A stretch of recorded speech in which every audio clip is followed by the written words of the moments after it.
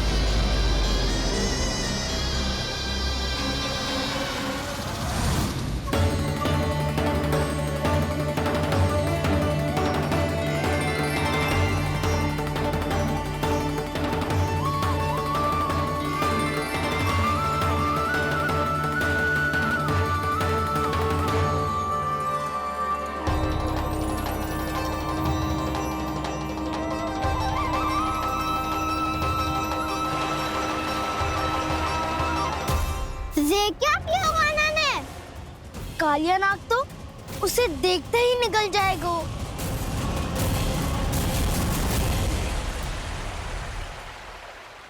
तो आरंभ से अब तक सब कुछ उसकी लीला का ही भाग था।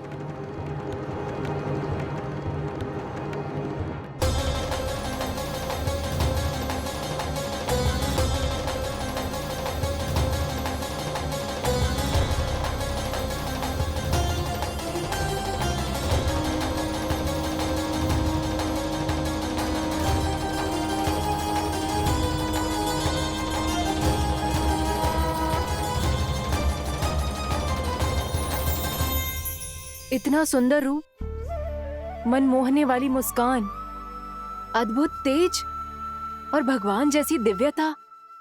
कौन हो तुम? हाँ, तुम्हें देखकर तो हम सब सम्मोहित ही हो गए।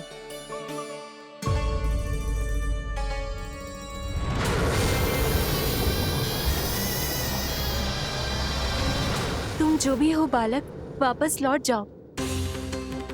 हमारा हृदय तुम्हें ही देखते रहना चाहता है, किंतु यदि हमारे पति जाग गए तो तुम्हें अवश्य हानि पहुंचाएंगे। ये बहुत विषैले है बालक, कालकोट जैसे भयानक। इनके विष से तुम नहीं बच सकोगे। नंदराज, कालिया नाग के विष का प्रभाव बढ़ते ही जा रहा है।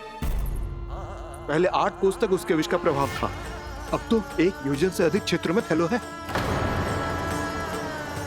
जल पीने के प्रयास से अनेक पशु मारे गए हैं और नदी के निकट के वृक्ष और वनस्पति सब नष्ट होने लगे।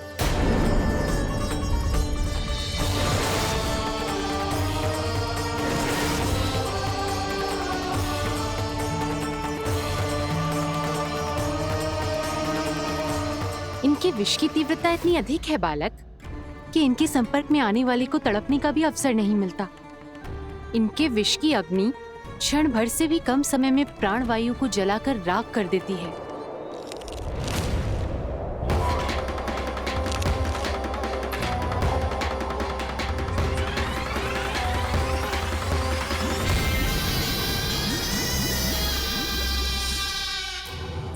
तब तो समस्या और भी गंभीर हो जाएगी। मैंने तो सुनो है कि कालिया नाग कम से कम 2 योजन लंबा है, सैकड़ों फन है उसके।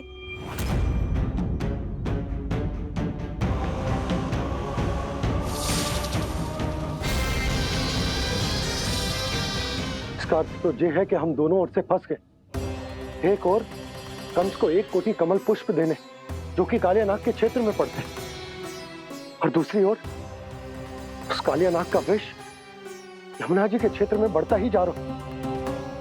इसके कारण हम ही नहीं, निर्दोष पशु पक्षी भी संकट में।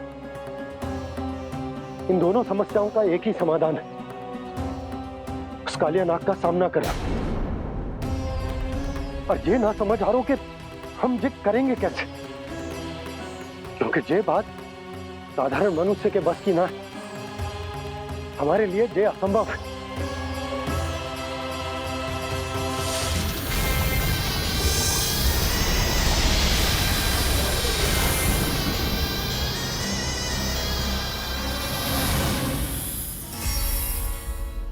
अब तो तुमने अपनी आंखों से भी देख लिया बालक, ये कितने विषैले हैं।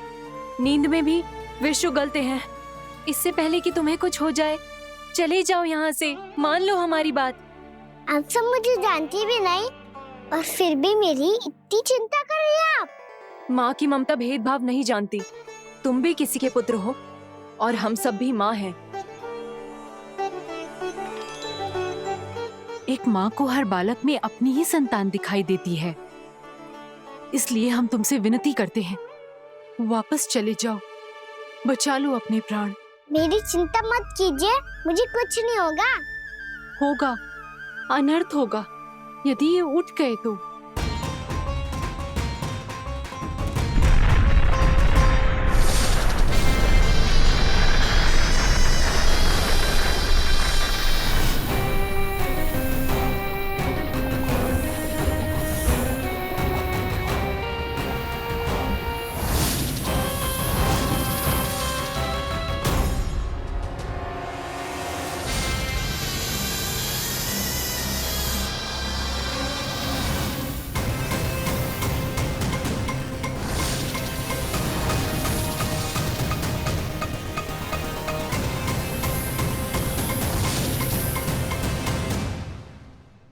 सामने होते हुए भी अपने इश्क को केवल वही देख सकता है जो अपना अभिमान त्याग चुका हो।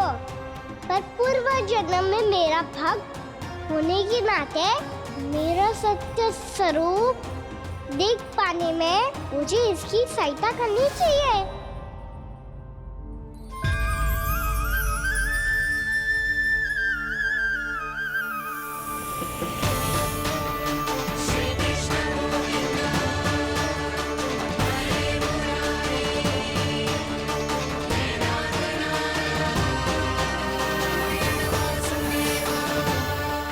देखो हमारा छोटा सा कान्हा कैसे डट के खड़ा हुआ है।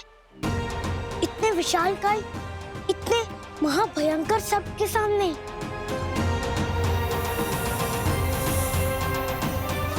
ये कोई भगवान नहीं है जो इसके सामने हाथ जोड़ रही हो तुम सब।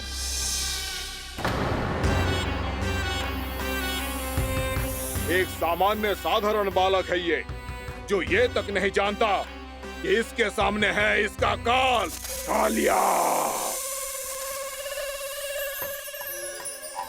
तू कौन है बालक? मेरे इतने निकट आकर भी तू जीवित कैसे है? मेरी नहीं, अपनी चिंता करो कालिया। बहुत मनमानी कर ली तुमने। अब बस मैं तुम्हें रोकना हूँ। अब बस मैं तुम्हें रोकना हूँ। मैं तुम्हें रोकना हूँ। बित्ते भर का है तू, मेरे विष के बारे में जानता ही क्या है? और कहता है मुझे रोकने आया है। किससे? किससे रोकना चाहता है तू मुझे? मुझे क्रोध दिलाने की भूल मत कर बालक। अपनी फुंकार से ही तेरी इस मुस्कुराहट को अंतिम मुस्कुराहट बना सकता हूं मैं। शीघ्र बता, कौन है तू और किसने भेजा है तुझे? तुम्हें आवाज दी है कि अपनी पुकारों से तुम कितना विष भूल चुके हो। पवित्र यमुना नदी को कितना दूषित कर दिया तुमने। और यही नहीं, तुम्हारे कारण निकट के जीव जंतुओं, वृक्ष, वनस्पतियों सबको हानि पहुंच रही है। तो क्या? मुझे उससे क्या? मुझे है आपत्ति है मुझे तुम्हारी इस व्यवहार से, और इसीलिए तुम्हें यहाँ से जाना होगा। यहाँ से जाना होगा।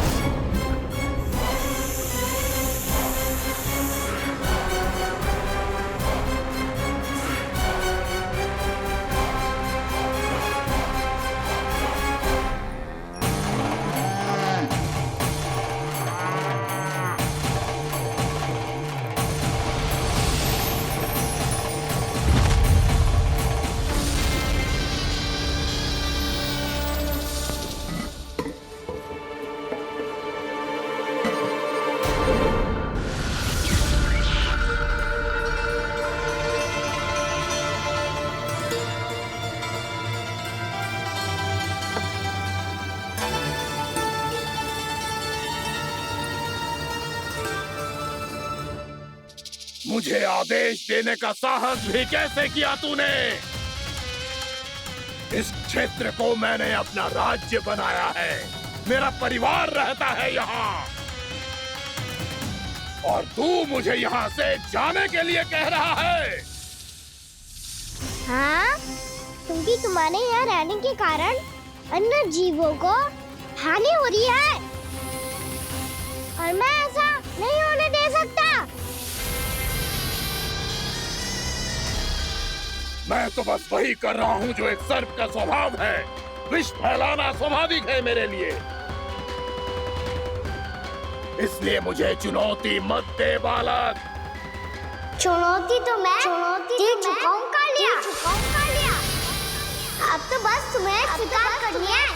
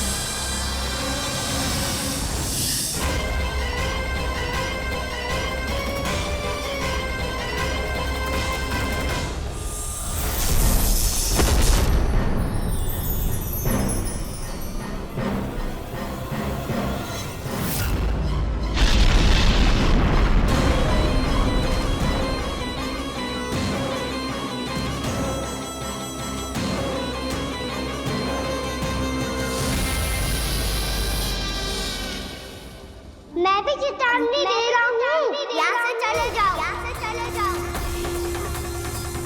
अपनी भूल को पहचानो कालिया, तुम जो कर रहे हो अनुचित है।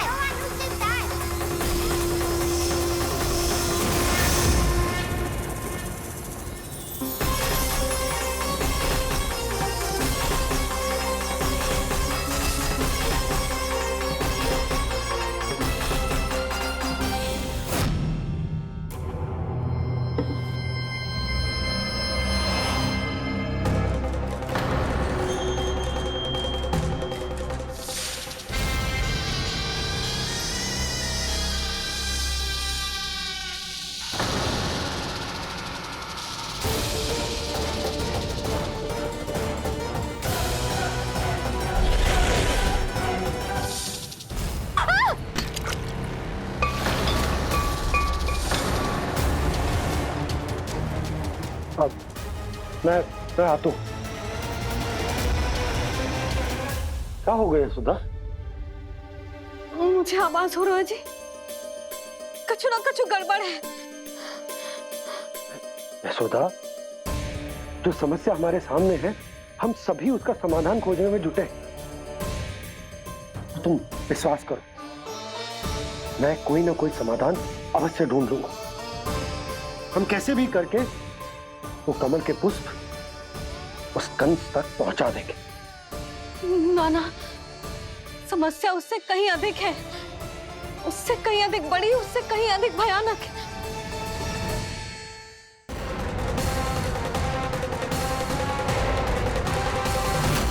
विस्की ये बूंद से ही सबके प्राण चले जाते हैं।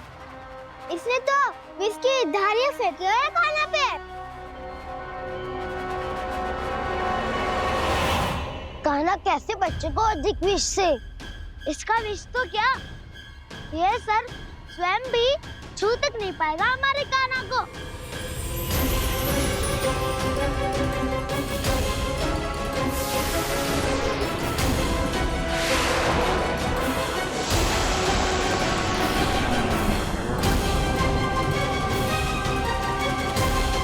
तुम्हारे सखा को, मेरे भाई को कोई हानि नहीं पहुंचा पाएगा। ये कान्हा का सत्य चाहे जो हो बलराम, पर अभी तो जो एक बालक ही है ना। देखो कैसे विष के कारण स्थिर हो गया है।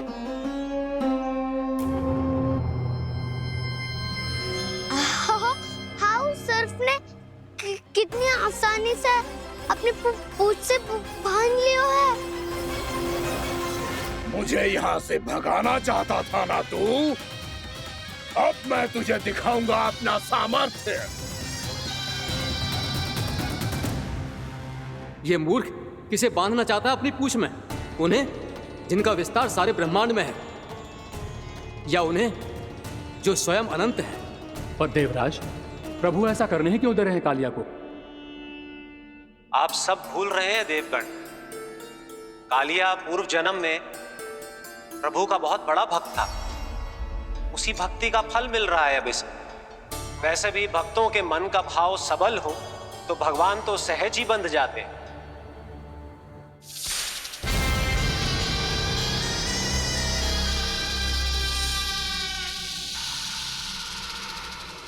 बलराम, तुमने ही तो कही थी कान्हा को कछु ना होगो। देखो दुष्ट ने चारों ओर से जकड़ लियो है।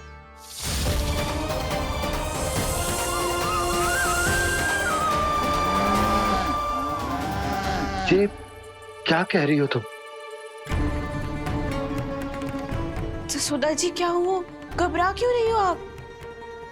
सुलक्षणा, मुझे आभास हो रहा है कुछ बहुत बड़ी अनहोनी हो गई है। नंदराज, नंदराज, नंदराज!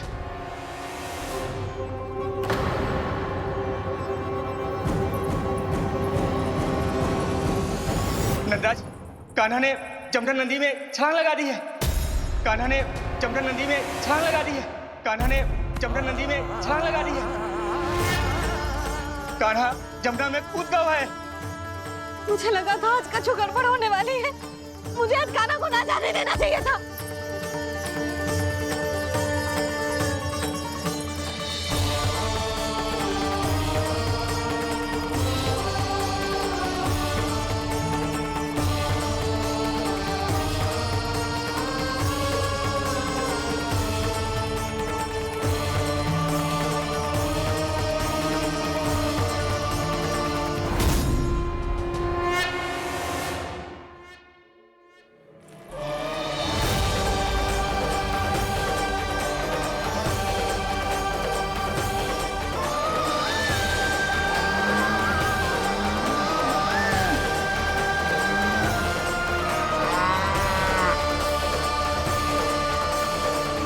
बलराम, शीघ्र कछु करो ना।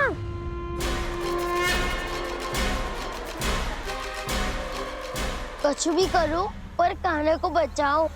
नाग बहुत भयंकर है। कान्हा अकेले ना संभाल पाएगा इसे।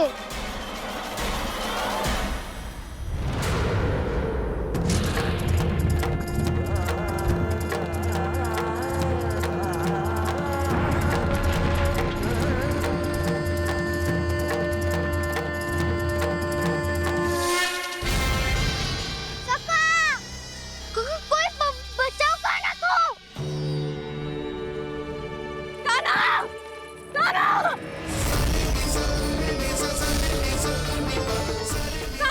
यशोदा!